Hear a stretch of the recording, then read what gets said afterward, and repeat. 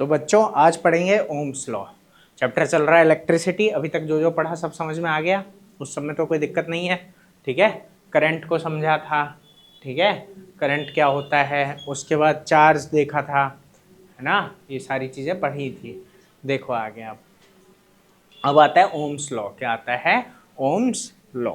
ठीक है, potential difference को समझा था। ठीक है, ये पोटेंशियल डिफरेंस क्या होता है? क्या होता है पोटेंशियल डिफरेंस? लो बोल गए। क्या होता है पोटेंशियल डिफरेंस? घर से नहीं पढ़ के आए? Work done to move a unit charge, है ना, जो काम किया जा रहा है। बाकी बोला था कि इलेक्ट्रिक प्रेशर का डिफरेंस है। समझ गया क्या भाई? कल ही पढ़ाया, भूल गए तुम लोग? ऐसे थोड़ी चलता है, ये है ना। ठीक है, कि पोटेंशियल डिफरेंस क्या होता है कि work done to move a unit charge from one point to other. ठीक है, एक पॉइंट से दूसरे पॉइंट ले जाने के लिए एक यूनिट चार्ज के लिए जितना काम करना पड़ रहा है उसको हम क्या बोलते हैं? पोटेंशियल डिफरेंस बोलते हैं। समझ आ गया? देखो आगे। तो देखो ओम्स लॉ क्या बोलता है। कहता है कि क्या करंट और पोटेंशियल डिफरेंस के बीच में कोई रिलेशनशिप एग्जिस्ट करता है, ऐसा वो बोलना चाह रहा है। ठीक है, तो ये जो एक्टिविटी आपको दी गई है ना, इससे आपको यही पता लगेगा, इसमें आपको यही बोला गया है कि करंट नापो, पोटेंशियल डिफरेंस नापो। समझ आ रहा है कि नहीं? करंट और पोटेंशियल डिफरेंस को हमें नापना है। जब आप नापोगे ना तो ये देखोगे कि जैसे जैसे करंट बढ़ेगा, ठीक है, वैसे वैसे क्या होगा? पोटेंशियल डिफरेंस भी बढ़ेगा। इतनी बात समझ आ रही है कि नहीं? तो बस यही है तुम्हारा ओम्स लॉ, कि ओम्स लॉ यही कहता है, ठीक है, कि जो करंट होता है और पोटेंशियल डिफरेंस होता है उनके बीच में डायरेक्ट रिलेशन है। कौन सा रिलेशन है बेटा? डायरेक्ट रिलेशन है, यानी वो प्रोपोर्शनल है। मतलब यहाँ पे प्रोपोर्शनल होने का यही मतलब है कि एक बढ़ेगा तो दूसरा भी बढ़ेगा। इतनी बात आ रही है समझ में कि नहीं? ठीक है भाई साजन, तो यही तुम्हारा क्या है बेटा? ओम्स लॉ है। ठीक है, जैसे यहाँ देखो एक ग्राफ तुम्हें दिया हुआ है, एक तरफ करंट है, एक तरफ पोटेंशियल डिफरेंस, तो ये अपवर्ड बन रहा है ना। अपवर्ड ग्राफ का मतलब ही क्या होता है कि एक बढ़ेगा तो दूसरा भी बढ़ेगा। समझ में आ रही है बात? तो वही ये बता रहा है, ठीक है, कि स्ट्रेट लाइन हम यहाँ पे दिखा रहे हैं। ठीक है, कि करंट जैसे जैसे बढ़ता है पोटेंशियल डिफरेंस भी बढ़ता है। समझ आया? तो वही वो बोलता है। इस एक्टिविटी में आप यही देखोगे कि एक तो ये कि v अपॉन में i हमेशा क्या आएगा? सेम आएगा इस केस में। ठीक है, अगर आप वही सेम चीजें ले रहे हो, ठीक है, मतलब वायर में देख रहे हो, तो हर एक स्टेप पे, ठीक है, ये जो v अपॉन आई है ये क्या आएगा? सेम। ये क्या आएगा बेटा? सेम। समझ आ रही है बात कि नहीं? ठीक है, दूसरी बात अब आगे समझो कि कह रहा है कि ये जो वी आई ग्राफ है ये स्ट्रेट लाइन है। ये क्या है बेटा? Straight line. समझ आ रहा है कि नहीं? ठीक है, स्ट्रेट लाइन वो इसीलिए है क्योंकि इनका रेशियो क्या है? कांस्टेंट। रेशियो क्या है? कांस्टेंट। ये सब 9th में पढ़ चुके हो ग्राफ के बारे में। जिसने नहीं पढ़ा है उसे वीडियो में भेज दूंगा, ठीक है, ग्राफ वाला। ठीक है, उसमें से पढ़ लेना, एक बार देख लेना। ठीक है भाई, देखो कि जब ये स्ट्रेट लाइन होता है ना तो रेट क्या रहता है? सेम रहता है। ठीक है, तो वो सारी चीजें पढ़ चुके हो। बाकी देखो अभी फिलहाल तो यहाँ पे ना हो क्या रहा है जरा समझना। यहाँ एक जर्मन फिजिसिस्ट थे, जॉर्ज साइमन ओम। ठीक है, इन्होंने रिलेशन निकाला करंट के बीच में, ठीक है, और पोटेंशियल डिफरेंस के बीच में। तो यही इन्होंने पता करा, ठीक है, कि ये जो होता है ये डायरेक्टली प्रोपोर्शनल होता है। क्या होता है बेटा? डायरेक्टली प्रोपोर्शनल होता है। मतलब डायरेक्टली प्रोपोर्शन क्या होता है कि एक बढ़ा तो दूसरा भी बढ़ा, एक घटा तो दूसरा भी घटा। इनवर्स में क्या होगा? एक बढ़ता है तो दूसरा घटता है। तो इनके बीच में कौन सा होता है? डायरेक्ट प्रोपोर्शन होता है। समझ में आ रहा है? ठीक है, और एक बात है कि टेम्परेचर सेम रहेगा। टेम्परेचर क्या रहेगा? सेम। तो इसी को ओम्स लॉ बोलते हैं। इसी को क्या बोलते हैं? Ohm's law. ठीक है, कि पोटेंशियल डिफरेंस और करंट के बीच में कौन सा रिलेशन होता है? Direct relation. इतनी बात आई समझ में? अब जो ये डायरेक्ट रिलेशन है इसको आप ऐसे दिखाते हो, ये प्रोपोर्शन का साइन लगाते हो, ठीक है, और जब ये हटता है इसकी जगह पे इज इक्वल टू आता है ना, तो एक कांस्टेंट वैल्यू आती है। क्या आती है बेटा? Constant value. समझ आ रहा है कि नहीं? जब आप, क्योंकि आप यहाँ बस ये बता रहे हो ये बढ़ा तो ये बढ़ा, लेकिन कितने से बढ़ा ये आपने नहीं बताया, कितने से बढ़ा ये आपने नहीं बताया। समझ आ रहा है कि नहीं? तो वो कौन बताता है? जब आप इसकी जगह इज इक्वल टू लगाते हो तो एक कांस्टेंट वैल्यू यहाँ आ जाती है। ठीक है, तो इस केस में वो कांस्टेंट वैल्यू होती है आर। क्या होती है? आर। समझ आया? वो जो v अपॉन आई है ना वही आर के बराबर होता है। वो किसके बराबर होता है? आर के बराबर। और बाकी ये फॉर्मूला आपके काम आएगा। ठीक है, इसको ऐसे वीर वर्ड याद कर लेना। वीर तो याद है हिंदी का जो वीर होता है, तो वो याद कर लेना कि v बराबर आई आर। v बराबर आई आर होता है। ठीक है, और यहीं से क्या हो जाएगा कि r बराबर क्या हो जाएगा? v अपॉन में i। v क्या है यहाँ पे? Potential difference. v क्या है बेटा? Potential difference. i क्या है? करंट। i क्या है? करंट। और ये आर क्या होता है अभी पढ़ते हैं, ठीक है, कि आर किसे कहते हैं। आर असल में होता है रेजिस्टेंस। क्या होता है बेटा? रेजिस्टेंस, ठीक है। आर एक कांस्टेंट है पहली बात तो, ठीक है, एक मेटेलिक वायर के लिए कि आर एक कांस्टेंट है और इसको क्या बोलते हैं? रेजिस्टेंस। क्या बोलते हैं बेटा? अब ये होता क्या है? ये एक प्रॉपर्टी है। रेजिस्टेंस एक क्या है बेटा? प्रॉपर्टी। याद रखना, रेजिस्टेंस एक प्रॉपर्टी है किसी भी कंडक्टर की कि वो चार्ज के फ्लो को रोकता है, चार्ज के फ्लो को रोकता है। समझ आ रही है ये बात कि चार्ज के फ्लो को जिस प्रॉपर्टी से वो रोक रहा है उसी को क्या बोलते हैं? रेजिस्टेंस, ठीक है। किसी का रेजिस्टेंस ज्यादा होता है, किसी का रेजिस्टेंस कम होता है। समझ आई बात? अब देखो आगे, कहता है कि इसका जो एसआई यूनिट है वो है ओम। रेजिस्टेंस का एसआई यूनिट क्या होता है बेटा? ओम, ठीक है। ओम्स लॉ से आया रेजिस्टेंस, तुम्हें कहाँ मिला? ओम्स लॉ में, ठीक है, इसलिए इसका एसआई यूनिट भी क्या है? ओम है। क्या है बेटा? ओम। समझ में आ गई बात? और ये ग्रीक लेटर इससे डिनोट इसको करते हैं, ठीक है। और according to Ohm's law R बराबर क्या होता है? वी अपॉन में आई। वो बात अभी आपको बताई, ठीक है। अब इफ द पोटेंशियल डिफरेंस जो है वो क्या है? 1 वॉट और करंट क्या है? 1 एम्पेयर, है ना। तो क्या होगा कि जब ये दोनों को हम डिवाइड करेंगे तो उस केस में क्या आएगा? रेजिस्टेंस 1 ओम आएगा। समझ में आई बात? 1 ओम का मतलब क्या है कि 1 वोल्ट का करंट है, ठीक है, सॉरी 1 वोल्ट का पोटेंशियल डिफरेंस है और 1 एम्पेयर का करंट है। कोई दिक्कत है इस बात में? ठीक है, तो इस तरीके से ये चीज चलती है, ठीक है। अब देखो कह रहा है, ये ऑब्वियस है 11.7 जो इक्वेशन है कि करंट जो है through a resistor is inversely proportional to resistance. अब यहां समझना, हम क्या बोल रहे हैं कि I बराबर क्या है? V अपॉन में R। I बराबर क्या है बेटा? V अपॉन में R। हाँ या ना भाई? अगर V बराबर क्या है? IR है, ठीक है, तो I बराबर क्या हो गया? V upon R।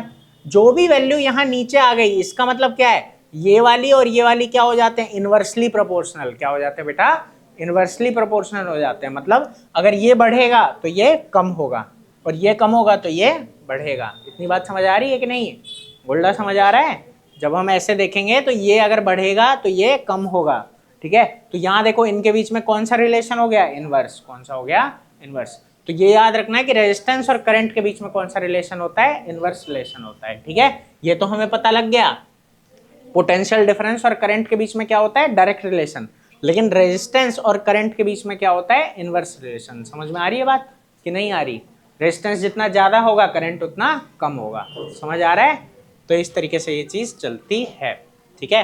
तो एक बात है बेटा, और एक बात और याद रखना कि रेजिस्टेंस जो है हर ऑब्जेक्ट का क्या होता है? अलग अलग होता है, ठीक है।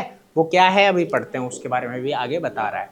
देखो कह रहा है कि रेजिस्टेंस को अगर हम डबल कर देंगे तो करंट क्या हो जाएगा? आधा। करंट क्या हो जाएगा बेटा? आधा हो जाएगा। समझ आ रहा है कि नहीं? क्यों हो जाएगा आधा? भाई डबल हो गया, यहाँ 2 आ गया, ये डबल हो गया, तो ये जो आंसर आएगा वो क्या हो जाएगा? हाफ। वो क्या हो जाएगा? हाफ हो जाएगा। समझ में आ रही है बात कि नहीं? ठीक है, क्योंकि ये डबल होने का मतलब यही है ना कि इस पूरी वैल्यू को हमने क्या किया? हाफ से मल्टीप्लाई, हाफ से क्या कर दिया? समझ पा रहे हो ना इस बात को? अगर मैंने नीचे वाले को डबल कर दिया इसका मतलब मैंने पूरी वैल्यू को V अपॉन R को क्या किया बेटा? हाफ से मल्टीप्लाई, मतलब आधा कर दिया। क्या कर दिया? आधा। तो वही चीज वो बता रहा है, ठीक है। अब देखो आगे कह रहा है कि यहाँ पे एक बात है कि एक कंपोनेंट होता है बेटा, ओए तुमको रोज समझाना पड़ता है यही।